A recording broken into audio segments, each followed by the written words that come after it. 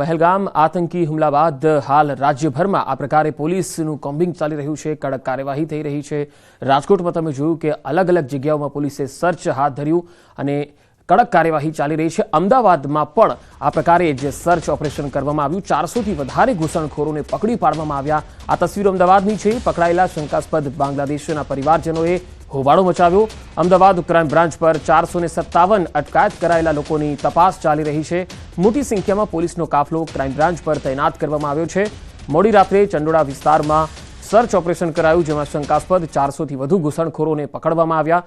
પકડાયેલા તમામ ઘૂસણખોરોને crime branch ખાતે લઈ જઈ વધુ તપાસ શરૂ કરાઈ। ઘૂસણખોરો બાંગ્લાદેશના છે કે પછી અન્ય દેશના છે, અથવા અન્ય દેશના બાંગ્લાદેશી ઘૂસણખોરી કરી છે કે નહીં, તેની પણ તપાસ ચાલી રહી છે।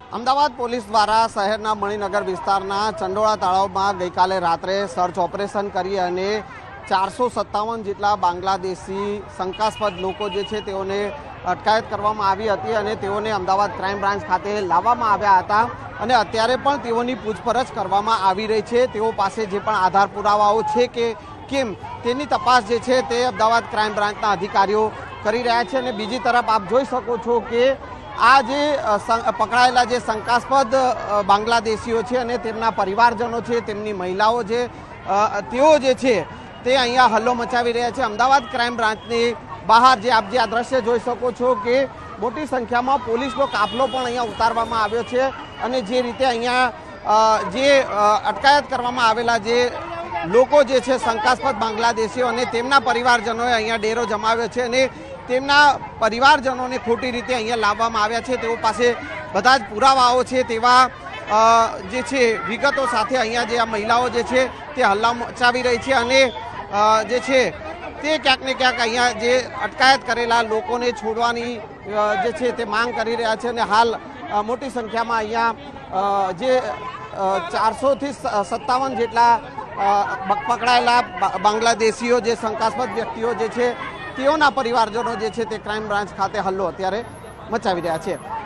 कैमरामैन अमित शर्मा साथ Sanjay tank, news 18 Gujarati. Gujarat police और गुजरात सरकार इस विषय को बहुत ही गंभीरता पूर्वक लेती है और इस विषय को का सलूशन लाने के लिए हमारे राज्य के माननीय मुख्यमंत्री श्री और हमारे राज्य के गृह मंत्री श्री दोनों की तरफ से हमें सतत हमेशा मार्गदर्शन मिलते रहा है और उस मार्गदर्शन के तहत आज जो बहुत ही बड़ी अभूतपूर्व ऐतिहासिक सफलता जो अहमदाबाद शहर और सूरत शहर पुलिस को मिली है, मैं अहमदाबाद शहर के सीपी और सूरत शहर के सीपी और उनके तमाम टीम के सभ्यों को बहुत बहुत अभिनंदन देता हूं।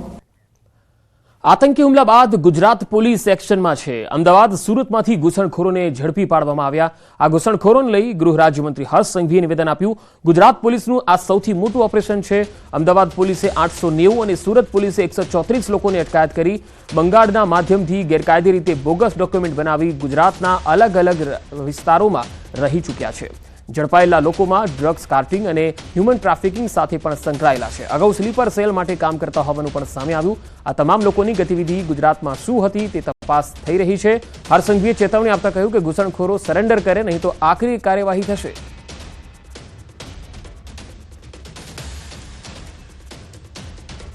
अहमदाबाद पुलिस ने 890 जितने अवैध बांग्लादेशियों को एवं सूरत पुलिस द्वारा 134 जैसे अवैध बांग्लादेशियों को पकड़ने में सफलता प्राप्त की है। गुजरात पुलिस का ये आज तक का सबसे बड़ा ऑपरेशन है जिसमें अवैध रूप से रहने वाले एक एक नागरिकों को गुजरात पुलिस की ये लाल आंख है। खास तौर पे ये सभी बांग्लादेशी बंगाल के माध्यम से, बंगाल से अवैध तरीके से कई फेक डॉक्यूमेंट्स बनाए थे और उसी माध्यम से वो गुजरात एवं भारत के अलग अलग राज्य में पहले रह चुके हैं और मैं ये सभी लोगों को स्पष्ट संदेश देना चाहता हूं, या तो खुद सामने से चल के पुलिस स्टेशन में जाके अपने आप को बांग्लादेशी एवं अवैध तरीके से अगर गुजरात में रह रहे हैं तो वो पुलिस स्टेशन में जाके सरेंडर हो जाए, वरना गुजरात पुलिस ये सभी लोगों पे ना भूतो ना भविष्य उस प्रकार के स्ट्रॉन्ग एक्शंस लेने के लिए तैयार है। સ્મશાનમાં ઢોંગી તાંત્રિક વિધિ કરવા પહોંચ્યો અને જૂના ફરિયાદીએ પકડી પાડ્યો। વિજાપુર તાલુકાના દેવપુરા ગામનો આ બનાવ। 1 વર્ષ પહેલા ઠગ તાંત્રિકે વિધિ કરી પૈસા ડબલ કરવાના બહાને ઠગાઈ આચરી। વિધિના નામે 2 ખેડૂતો પાસેથી 15 લાખની ઠગાઈ કરી ઢોંગીઓ ભાગી છૂટ્યો।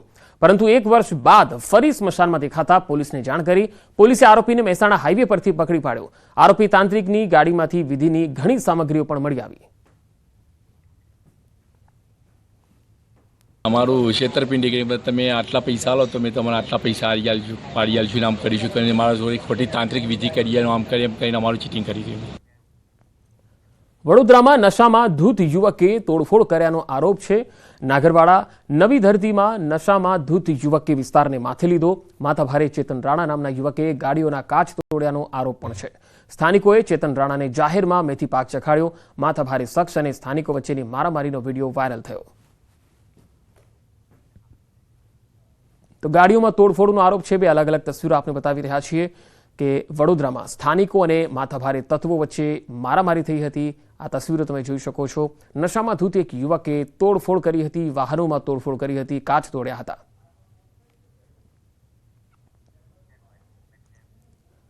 આ તરફ ગોંડલમાં મારામારીની એક ઘટના સામે આવી। રૂપાવટી ગામના સરપંચના પુત્રએ માર માર્યાનો બનાવ સીસીટીવીમાં કેદ થયો। આ તસવીરો જુઓ। મોવિયા રોડ પર રેતી ચોકમાં આવેલ વચરાજ ફેબ્રિકેશનમાં મારામારીની ઘટના બની। મળતી માહિતી મુજબ ફેબ્રિકેશનનો એક કામદાર હોટલ ચા લેવા માટે ગયો અને એ સમયે બુલેટ લઈને ઊભા રહેલા સરપંચના પુત્રએ કામદારને સામે કેમ જુએ છે એવું બોલીને માર માર્યો અને અપશબ્દો બોલ્યા। ત્યાંથી કામદાર છૂટીને કારખાને પરત ફર્યો, પરંતુ સરપંચના પુત્રએ ત્યાં ન રોકાતા કારખાને પહોંચી ફરી કામદાર પર હુમલો કરી દીધો। ત્યારે મહિલા સરપંચના પુત્ર સુરેશ સોલંકીની દાદાગીરી સીસીટીવીમાં કેદ થઈ। સમગ્ર મામલે ગોંડલ શહેર એ ડિવિઝન પોલીસે તપાસ હાથ ધરી, જ્યારે મારામારીમાં ઇજાગ્રસ્ત થયેલને સારવાર અપાઈ રહી છે। રાજકોટ જિલ્લામાં કાયદો વ્યવસ્થાના લીરે લીરા ઉડ્યા। ધોરાજીના તોરણિયા ગામે બબાલ થઈ ગઈ। તોરણિયા ગામે પોલીસ અને સ્થાનિકો વચ્ચે ઘર્ષણ થયું। નંબર પ્લેટ વગર ગાડીમાં સિવિલ ડ્રેસમાં આવી પોલીસે ખુલ્લેઆમ દાદાગીરી કરી હોવાનો આરોપ છે। ધોરાજી અને જેતપુર પોલીસની સંયુક્ત ટીમ પર ગંભીર આક્ષેપો લાગ્યા। 15,000 રૂપિયા ન આપતા પોલીસે પિતા પુત્રને માર માર્યો, મહિલાઓ સાથે બળજબરી કરી અને મારપીટ કરી હોવાના પણ આરોપ છે। ધરણા કરી રહેલા ફરિયાદી પિતા પુત્રને કારણ વગર ડિટેન કરાયા। પિતા પુત્રની પોલીસે ફરિયાદ ન લેતા તોરણિયા ગામના લોકો ન્યાયની માંગ સાથે ધરણા પર બેઠા। માગણી કરેલી કે જો તમારે રાત્રિ રોકાણ ના કરવું હોય તો 15,000 રૂપિયા આપવા પડશે। ગરીબ પરિવાર હોય એમની માગણી સંતોષી ના શક્યો, જેથી એમને ઢોર માર માર્યો। 14 દિવસ સુધી પોલીસ ફક્ત નિવેદન રમી, કોઈ ગુનો દાખલ થયો નહીં। 4 ધોરાજી તાલુકા પોલીસ સ્ટેશનના કર્મચારીઓ સિવિલ ડ્રેસમાં અને નંબર પ્લેટ વગરની પર્સનલ ગાડીમાં આવે છે અને આ લોકોને બળજબરીથી લઈ જવાની કોશિશ કરે છે। સુરતમાં એક લોહિયાળ મારામારીમાં 2 યુવકો ઘાયલ થઈ ગયા। માંગરોળના કુંવારદા ગામે આ મારામારી થઈ, જેમાં માથાના ભાગે ધારિયાના ઘા ઝીકી જીવલેણ હુમલો કરવામાં આવ્યો। આ બનાવમાં 2 યુવકને ગંભીર હાલતમાં હોસ્પિટલમાં સારવાર અર્થે ખસેડાયા। હુમલાખોર શખ્સો જીવલેણ હુમલો કરીને ફરાર થયા। ઇજાગ્રસ્ત બંને યુવકો મુળદના પ્રભુનગરના રહેવાસી છે। કોસંબા પોલીસ ઘટના સ્થળે પહોંચી તપાસ કરી હતી। તો સુરતના માંગરોળના કુંવારદા ગામનો આ બનાવ છે। મારામારી થઈ ગઈ અને આ એવી મારામારી હતી જે લોહિયાળ બની। 2 યુવકો ઘાયલ થયા છે। 4 અલગ અલગ તસવીરોમાં અમે આપને બતાવી રહ્યા છીએ કે કેવી રીતે અલગ અલગ સ્થળો પર મારામારીના બનાવો સામે આવ્યા। એક તરફ વડોદરામાં તમે જોઈ શકો છો નશામાં ધૂત એક અસામાજિક તત્વ ખુલ્લેઆમ તોડફોડ કરવા लाग्यो। બીજી તસવીરમાં કારખાનામાં છે મારામારી થઈ હતી। ગોંડલની તસવીર છે। ત્રીજી તસવીર ધોરાજીની પણ તમે જોઈ શકો છો, જ્યાં પોલીસ અને સ્થાનિકો વચ્ચે ઘર્ષણ થયું, પોલીસ પર ગંભીર આક્ષેપો લગાવ્યા। અને ચોથી તસવીર સુરતના માંગરોળની છે, જ્યાં આ પ્રકારે મારામારી થઈ।